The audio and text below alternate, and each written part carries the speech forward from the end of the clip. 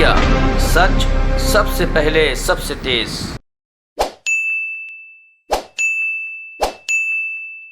ये Himachal Pradesh public service commission के भी चेयरमैन रहे हैं और भारतीय सेना में इनका अतुलनीय सेवाएं इन्होंने दी हैं और देश की सुरक्षा के लिए हमेशा इन्होंने किया है। और हिमाचल प्रदेश के हमारे जो बहादुर सैनिक बिरादरी है, एक्स सर्विसमैन, उसमें इनका बहुत बड़ा नाम है, राणा साहब का। तो आज ये भारतीय राष्ट्रीय कांग्रेस की सदस्यता ग्रहण कर रहे हैं।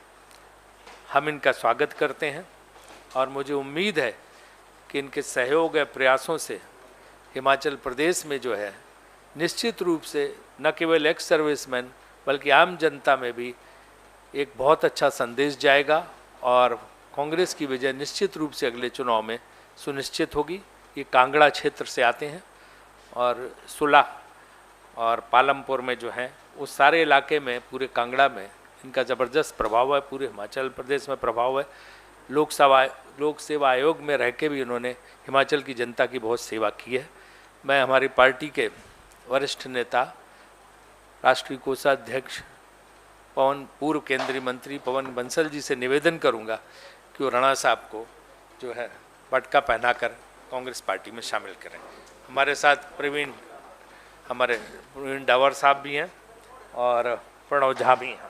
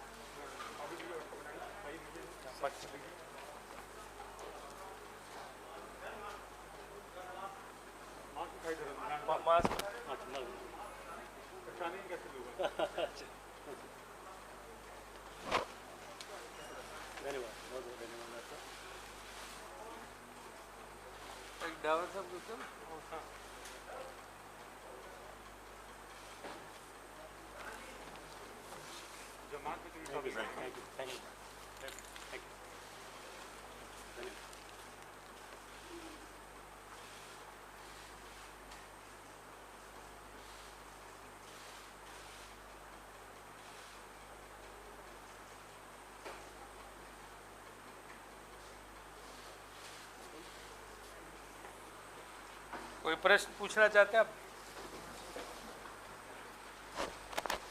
हाँ, बोल। अरुण सिंह।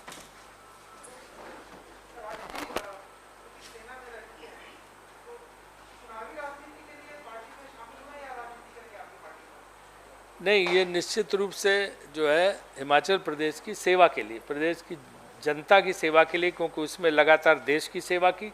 अब हिमाचल प्रदेश की जनता की सेवा के लिए ये राजनीतिक और सामाजिक कार्य में उतर रहे हैं।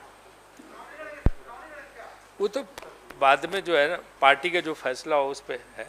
अभी तो एक पार्टी की सेवा के लिए, हिमाचल प्रदेश की जनता की सेवा के लिए आएंगे।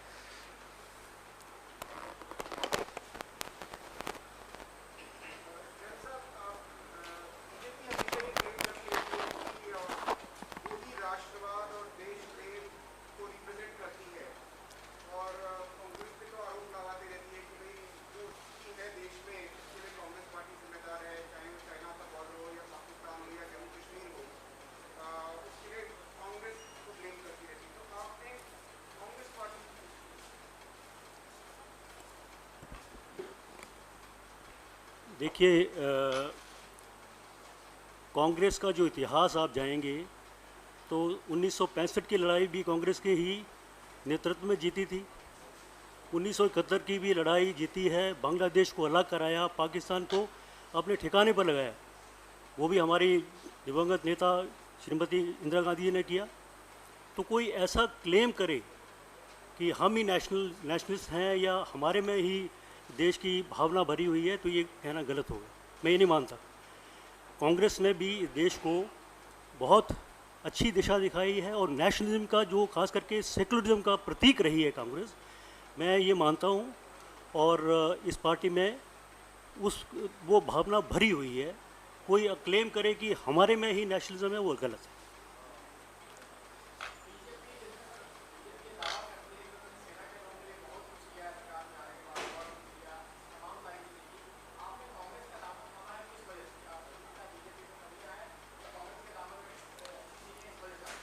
हमने वन पोजिशन का शुरू किया। नहीं, ये जो आपका कहना है कि सेना के लिए बहुत कुछ काम किया है, तो सेना के लिए तो कांग्रेस पार्टी ने भी बहुत काम किया है, आप उसको नज़रअंदाज नहीं कर सकते। कांग्रेस ने भी जिस तरीके से सैनिकों का जो खास करके उनकी सुविधाएं हैं या जो भी साजो सामान है सब कुछ हुआ है, उसमें बहुत काम किया है। ऑपोजिशन में है तो उनका काम है सरकार की खामियों को उठाना। तो ये नहीं कह सकते कि जो बीजेपी है वो सेना का ज़्यादा ध्यान रखती है और कांग्रेस नहीं। मैं इस भावना से आया हूँ कि कांग्रेस भी उतना ही ध्यान या उससे ज़्यादा ध्यान कांग्रेस ने सरकार जो अपनी जो डिफेंस फोर्सेस है उनका किया है। उनके तो दावे हैं, किया तो उन्होंने कुछ नहीं है, सिर्फ जो है सिर्फ घोषणाएं और भाषण। वन रैंक वन पेंशन का भी हम ही लोगों की सरकार थी उस समय सारी शुरू हुआ। हाँ बोलिए, चलो जल्दी करो।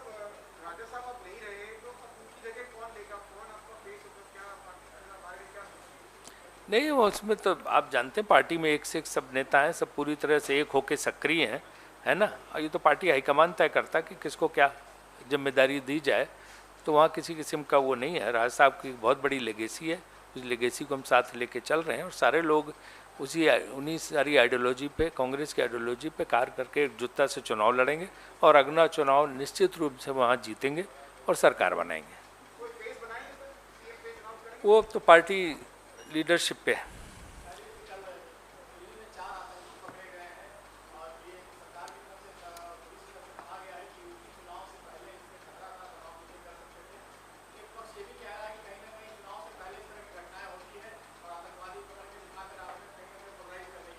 देखिए, आतंकवाद पर कहीं कोई समझौता नहीं करना चाहिए। कांग्रेस पार्टी तो खासतौर से आतंकवाद से लड़ती रही और आतंकवाद का शिकार भी रही। हमारे बड़े बड़े नेता आतंकवाद की बलवेदी पे शहीद हुए। तो आतंकवाद पे जो काम हमारी फोर्सेज करती हैं, पुलिस करती हैं, हम सब उसमें साथ हैं। और हमारे ज़माने में भी जब कांग्रेस सरकार थी, बहुत आतंकवादी संगठनों के लोगों को पकड़ा, बहुत लोगों को इस तरह के लोगों को एक्सपोज किया। तो आतंकवाद पे कांग्रेस पार्टी किसी किस्म का कोई भेदभाव या राजनीतिकरण नहीं करती है। आतंकवाद को पूरी तरह से जड़ से समाप्त करना है और आतंकवाद के खिलाफ हम लड़ाई में सब एकजुट हैं।